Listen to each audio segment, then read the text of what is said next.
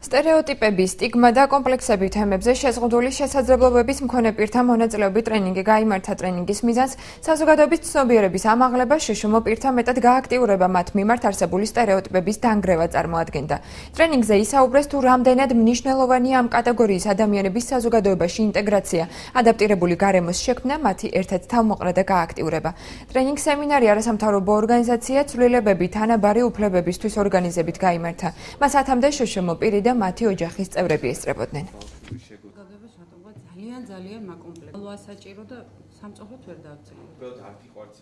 სტერეოტიპები, სტიგმა, კომპლექსები, რაც მე ვფიქრობ, რომ შეზღუდული შესაძლებლობის მქონე პირებისთვის ალბათ უფრო ახლოა და ყველას აქვს, რა თქმა უნდა, კომპლექსები, მაგრამ მეტნაკლებად უფრო მეტია, საზოგადოების დამოკიდებულება არ არის სწორი მათ მიმართ და აქედან უყალიბდებათ სტერეოტიპები მათ.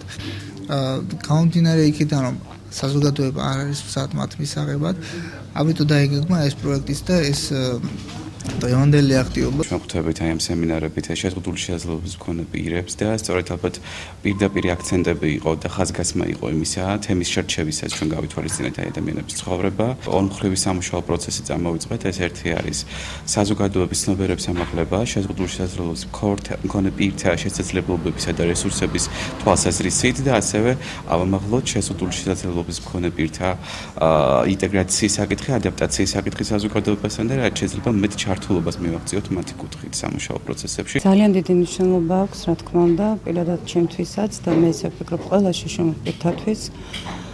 ეს ეხმარება ჩვენს ფენის წარმომადგენლებს საზოგადოებაში ინტეგრაციას, ეხმარება ჩვენს თავის გამოჩენას. ეს ძალიან დიდი ნაბიჯია იმისათვის, რომ ჩვენ ვარსებობთ, ჩვენ ვართ იმ საზოგადოების ფენას, სადაც გვიწევს